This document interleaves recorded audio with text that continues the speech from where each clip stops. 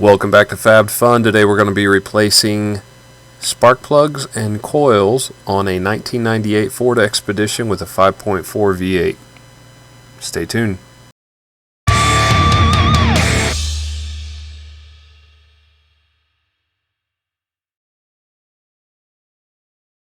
Jumping into this project, I've already done a little bit here in this scene. I took the air cleaner off. There are a couple of sensors to unplug, and then the plate there at the bottom of your screen, there's 3 bolts. You do have to take a couple of the breather tubes there loose from the air cleaner. You get all that stuff loose. That side's pretty simple. This side, there's a lot more stuff to move around once you start getting back on the back cylinders. It's not fun at all.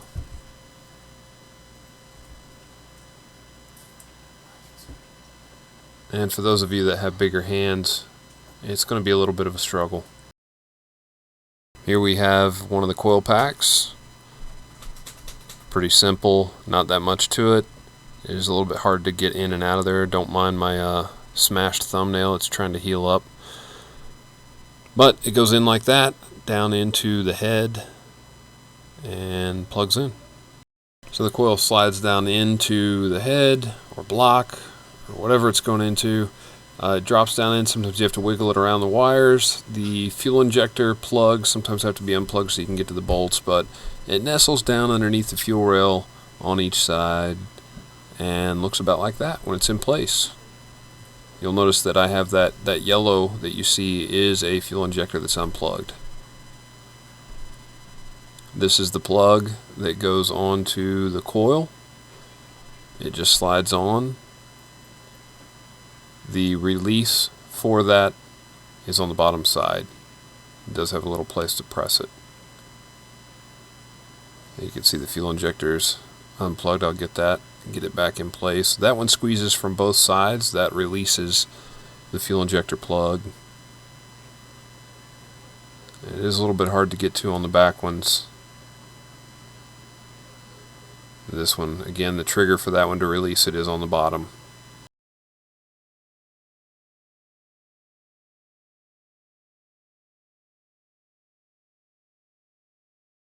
Now, one of the tight spots that you're going to run into, one of the several tight spots, but this one's going to require a special tool, at least to my knowledge, the fuel pressure regulator. At least it appears to be some kind of regulator on the fuel rail here on the driver's side.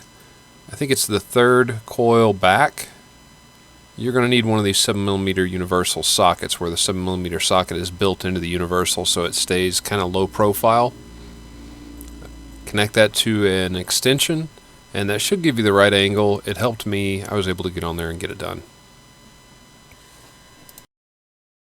Now, tool retention is a pretty serious thing here. You can drop a tool down in there underneath the intake manifold. It's not a good place to try to fish out a tool, so if you've got multiple joints with extensions, tape them up. That works really well so they don't come apart and fall down in there. I had to fish out a ratchet.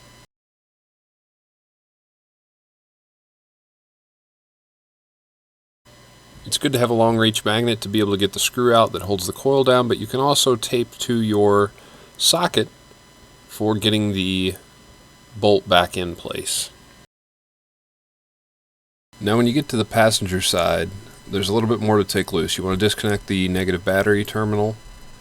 You're going to have a nut here to take these wires loose. You're going to loosen up this. I kind of broke some of the plastic casing. There's 2 bolts towards the top where this entire bracket will come loose. Obviously you're disconnecting this one, and there is a ground wire that connects the block to the engine. Depending on how that's routed, you might want to take it loose, you might not have to, but it is just 1 bolt. Get that loose, get it out of your way.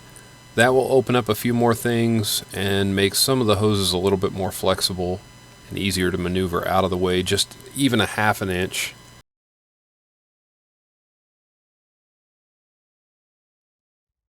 Well, I got everything back together. Bad news is it's not running very good. I don't know if I got a bad spark plug or I've got a bad coil. I've rotated the coils around and can't seem to solve the problem. It's running worse than it was when I pulled it in the garage. Double checked everything to make sure I did have to unplug a couple fuel injectors in the process, just moving them out of the way, the harnesses or the plugs. And I know I've got them all plugged back up. I know I've got all the coils plugged back up. Everything that I disconnected, I have reconnected.